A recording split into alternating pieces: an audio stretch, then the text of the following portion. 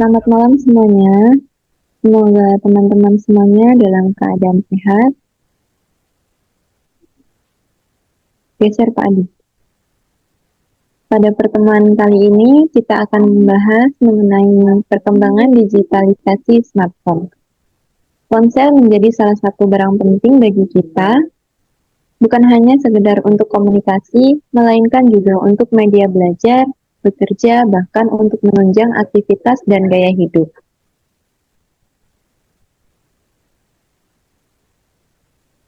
Lantas, bagaimana sejarah perkembangan ponsel dari zaman ke zaman? Ponsel nirkabel pertama kali ditemukan pada tahun 1917. Pembuatan ponsel tersebut dilakukan untuk menguji sistem komunikasi di kereta militer antara kota Berlin dan Zeus.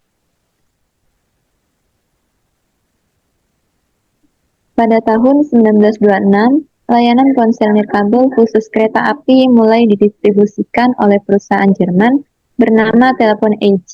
Kemudian memasuki era Perang Dunia Kedua, pihak sekutu mulai mengerahkan lebih dari 130.000 unit SIR 536 handy-talkie yang bentuknya hampir sama dengan ponsel genggam, namun memiliki banyak kekurangan. Masa pakai baterai yang pendek dan perangkat masih bergantung pada frekuensi radio. Jika jangkauannya lebih dari 1 mil, alat tersebut tidak dapat digunakan untuk berkomunikasi. Selanjutnya, penjelasan dari Pak Wempi. Silahkan, Pak. Ya, terima kasih, Kak Ega. Saya akan melanjutkan untuk pembahasan ini. Untuk ponsel pertama, lanjut, Bang. Bener yang ini ya? Ponsel pertama di tahun 1946, setelah Perang Dunia usai, perusahaan Amerika Serikat, Bell Labs, mengembangkan ponsel genggam yang terhubung dengan mobile, yaitu Mobile Telephone Service atau MTS. Ponsel ini memiliki berat sekitar 36 kg. Popularitas ponsel nirkabel buatan Bell Labs pun meningkat pada tahun 1950 hingga 1960-an. Kemudian pada tahun 1973, Martin Cooper, seorang insinyur Motorola, berhasil menemukan telepon portable dan melakukan panggilan suara ponsel yang dinamakan Motorola Dynatex 8000X dengan berat sekitar 1 kg. Sayangnya ponsel ini masih mengandalkan jaringan analog murni dan memiliki kelemahan di bagian sinyal. Akibat beberapa kendala, ponsel pertama Motorola ini baru diperkenalkan secara resmi 1 dekade kemudian. Beberapa perusahaan lain juga tidak ketinggalan. Nokia misalnya memasarkan ponsel bernama Mobira Cityman 900 pada tahun 1987. Beratnya lebih ringan, yaitu sekitar 760 gram.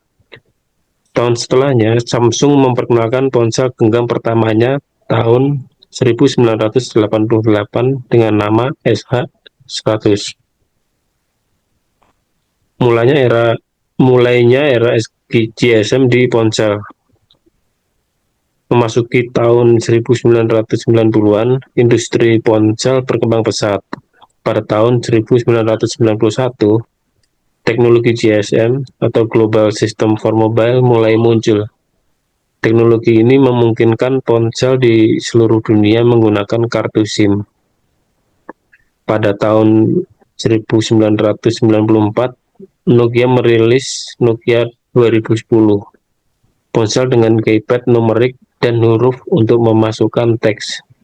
Di tahun yang sama, IBM dan Ericsson meluncurkan ponsel bernama Simmons, yang merupakan ponsel layar sentuh pertama dengan fitur kalender, buku catatan, buku alamat, serta kemampuan mengirim dan menerima SMS serta email. Selanjutnya, Kak Dina akan membahas perubahan desain dan warna ponsel. Lanjut, Kak Dina. Baik, terima kasih Pak Wempi. Di sini saya akan menjelaskan tentang perubahan desain dan warna ponsel. Pada tahun 1999, Nokia meluncurkan ponsel dengan model melengkung menyerupai pisang. Sementara itu, Motorola juga merilis ponsel baru dengan desain yang dapat dilipat vertikal atau camshail.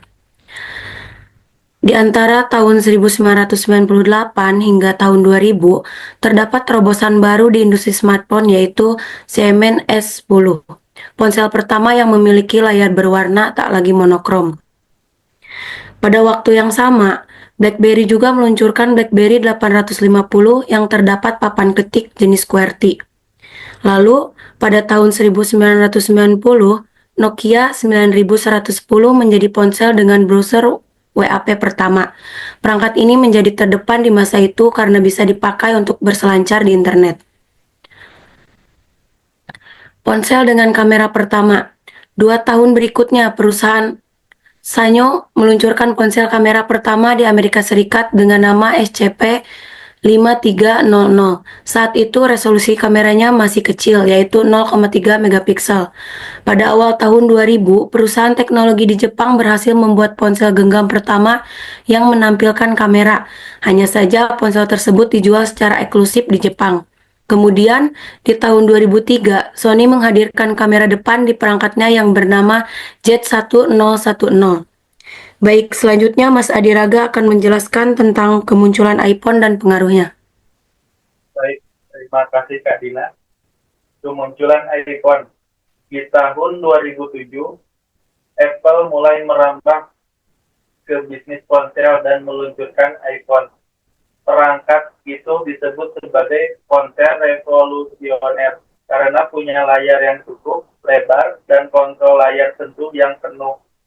iPhone generasi pertama juga bisa berkomunikasi menggunakan internet. Keberhasilan iPhone secara tidak langsung mendorong vendor lain untuk membuat ponsel serupa.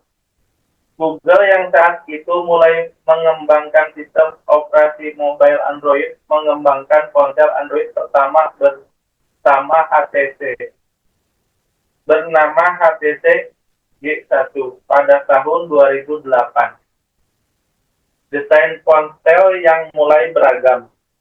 Di tahun 2010-an, beberapa perangkat juga mengandalkan konektivitas 3G. Hingga yang kita temukan saat ini, konektivitas jaringan sudah 4G atau 4G. Bahkan sebagian ada yang 5G. Pada tahun 2013, Sony meluncurkan Xperia Z yang dapat tahan air di kedalaman 1 meter selama 30 menit. Di tahun 2014, HTC One M8 menjadi kamera yang mempunyai 2 kamera belakang. Fitur yang diunggulkan yaitu autofocusnya dan mode portrait. Sejak tahun 2010-an, semakin banyak fitur baru yang disematkan di ponsel seperti dukungan NFC atau Near Field Communication, dukungan IP, sertifikasi tahan air, sensor pendeteksi detak jantung, dan saturasi oksigen.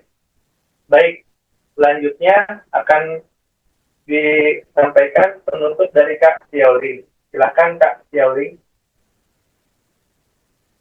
Terima kasih Kak Adiraga. Saya melanjutkan. Era smartphone semakin canggih. Pada tahun 2017, Apple menghadirkan iPhone X dengan teknologi pengenalan wajah yang mungkin sekarang ini sering disebut Face ID dan autentikasi biometrik sebagai keamanan perangkat. Kemudian, beberapa tahun kemudian, Samsung mengenalkan ponsel lipat terbarunya dari Galaxy Z Flip dan Galaxy Z Fold series. Kemudian, kemungkinan besar teknologi akan disematkan di ponsel atau smartphone di masa yang akan datang. Juga akan terus berkembang. Di era ini, ponsel tidak hanya digunakan untuk komunikasi, tetapi juga menunjang aktivitas dan gaya hidup. Salah satu satunya adalah kehadiran fitur komunikasi via satelit yang saat ini sudah diadopsi oleh iPhone 14 series. Belum lagi saat ini ponsel gaming juga semakin canggih dengan beragam fitur penunjang pengalaman gaming. Demikian gambaran singkat tentang perkembangan digitalisasi smartphone dari kelompok kami. Semoga informasi ini dapat bermanfaat dan berinspirasi. Terima kasih.